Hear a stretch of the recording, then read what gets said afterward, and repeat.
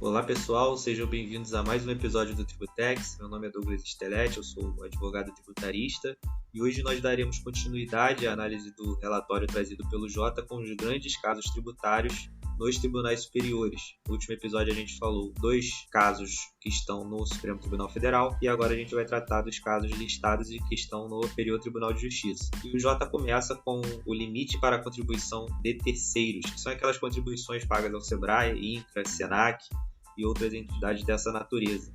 Basicamente, a primeira seção da STJ vai definir se a base de cálculo dessas contribuições deve ser limitada a 20 salários mínimos ou não. O que acontece? Hoje a gente tem uma necessidade de contribuição para essas entidades que é de mais ou menos 5,8% ou 5,6%, me foge a memória agora o percentual correto, mas ela incide sobre o total da folha de salários, ou seja, se uma empresa tem uma folha de salários de 1 milhão, vai ter aplicação desse percentual sobre 1 milhão.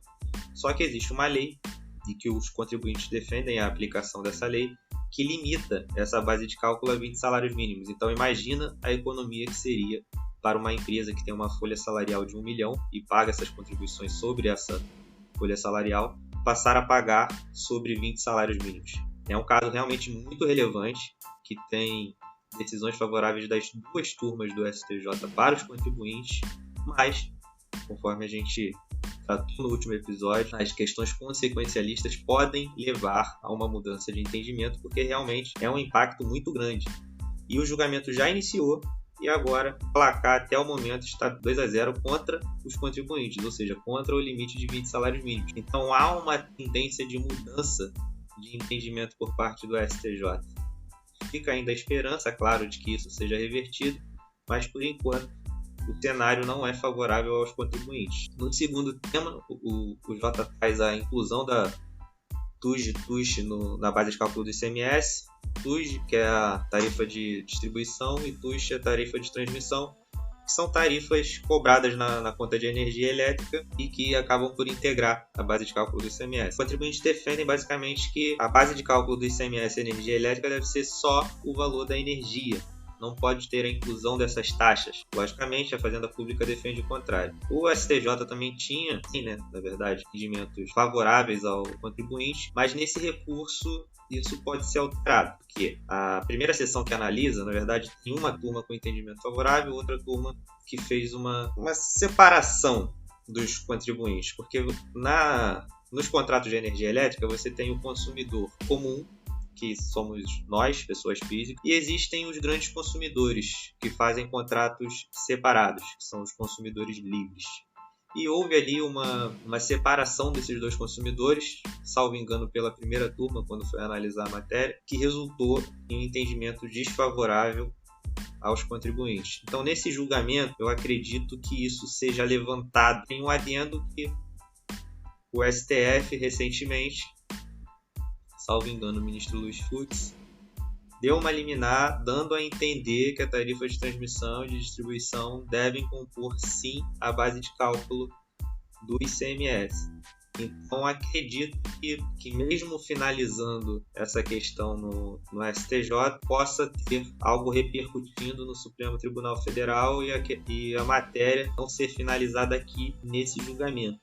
Mas vamos ficar na torcida para que os contribuintes também consigam uma importante vitória. Seguindo para o tema 1134, responsabilidade após leilão. O Jota diz que importa porque os ministros decidirão se o arrematante de imóvel em leilão tem responsabilidade pelos débitos tributários anteriores à arrematação. O julgamento não foi iniciado, então não foi possível analisar uma tendência. O Jota não apontou uma tendência. Lembrando que a análise de tendência feita pelo Jota é de acordo com julgamentos anteriores sobre aquela matéria e votações já iniciadas. Nesse caso, aparentemente não há. Seguindo para o tema 1191, devolução de valores pagos a mais de ICMS substituição tributária, ICMS-ST. Bom, basicamente há um entendimento hoje de que quando a operação não ocorre no valor em que é presumida a base de cálculo, o Estado tem que devolver o ICMS que foi pago a maior, porque quando a gente fala de substituição tributária, um dos contribuintes daquela cadeia vai arcar com o tributo de toda ela. Quando a gente fala de substituição tributária para frente, essa base de cálculo ela é presumida, porque as operações ainda não ocorreram. Ou seja, o que os contribuintes trouxeram foi analisado e foi dada razão aos. Se eu recolhi aqui atrás o ICMS de toda a cadeia com base numa base de cálculo presumida, que no fim, ou seja, quando os demais contribuintes realizaram as suas operações tributadas, utilizaram bases de cálculo menores, que no fim não se concretizou, então eu tenho direito a recuperar o valor recolhido a maior. Isso ficou definido. Então o STJ agora vai definir se a restituição ou compensação de valores pagos a mais do ICMS e substituição tributária dependem da comprovação de que o encargo não foi repassado a terceiros ou não. A tendência trazida aqui pelo Jota, eles trazem essa tendência com base em julgamentos recentes do STJ, é de que os contribuintes ganhem, mas também é feito aqui um apontamento de que os ministros não são obrigados a seguir esse entendimento ao julgar o repetitivo, mas nós esperamos que esse entendimento seja mantido e que seja dado ganho de causa aos contribuintes. Prosseguindo para o tema 1209 e DPJ na execução fiscal. Bom, aqui os ministros decidirão sobre o recurso repetitivo se o incidente de desconsideração da personalidade jurídica é compatível com a execução fiscal ou não. Basicamente, quando a gente tem uma execução fiscal e o Estado pede a inclusão do sócio, não há o IDPJ. Hoje, raramente, se exige o IDPJ. E aqui está sendo discutido justamente isso. Se é necessário o incidente de consideração da personalidade jurídica, que foi trazida com o novo CPC, ou não no rito da execução fiscal. A tendência é de que o IDPJ seja considerado incompatível com a execução fiscal, porém a primeira turma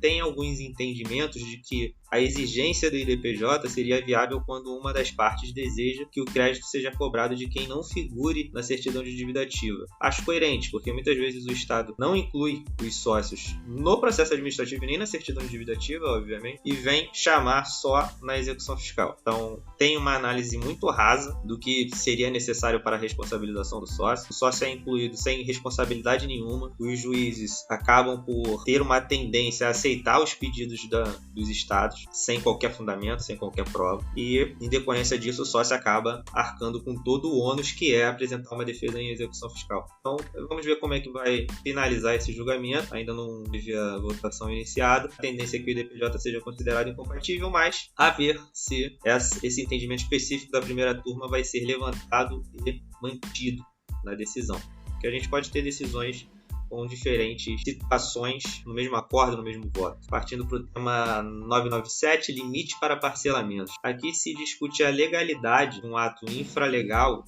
estabelecer um limite máximo para a concessão de um parcelamento. O que acontece? A lei trouxe a possibilidade do parcelamento e uma instrução normativa definiu como teto para adesão ao parcelamento determinado valor.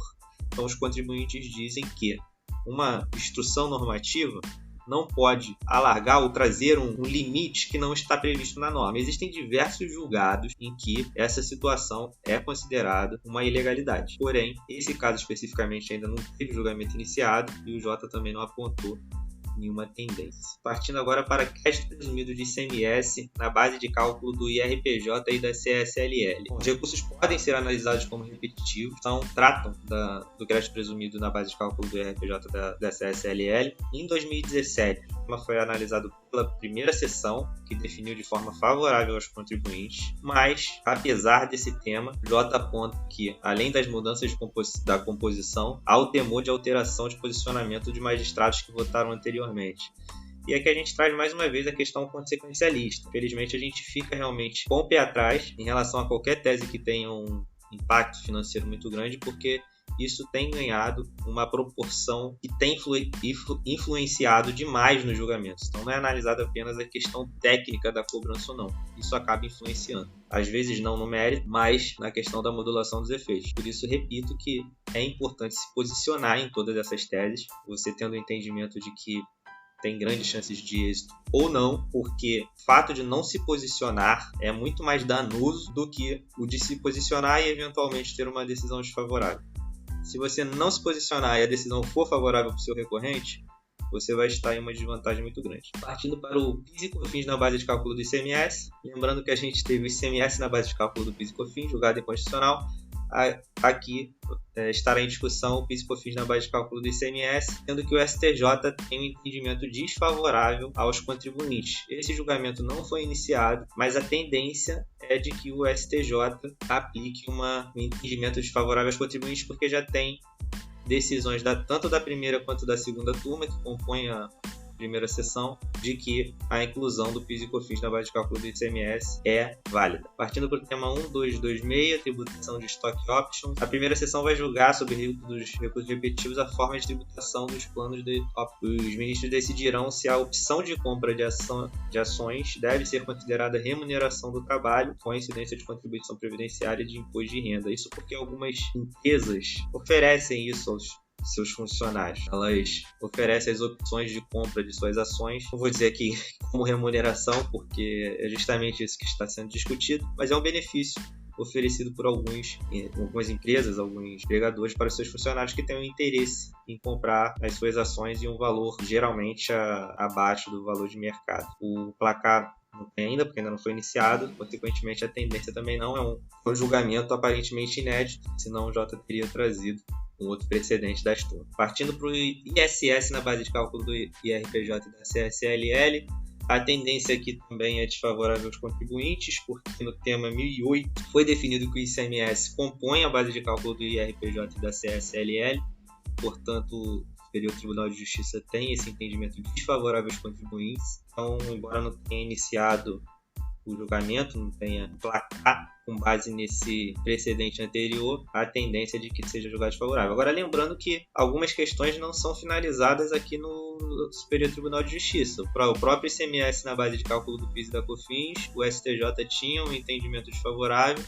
Quando foi para o Supremo Tribunal Federal, houve a reversão desse entendimento. Mas, em relação só ao STJ, olhando só para esse tribunal, a tendência é essa. Bom, créditos de IPI sobre produtos finais não tributados. A primeira sessão vai julgar se é possível estender o creditamento de IPI previsto no artigo 11 da Lei 9779 de 99 para os produtos finais não tributados imunes que estejam previstos no artigo 153, parágrafo 3º da Constituição Federal. Não tem placar e nem pendência, relator Mauro Campbell. Então, crédito de liquidação duvidosa na base de cálculo do PIS e da COFINS.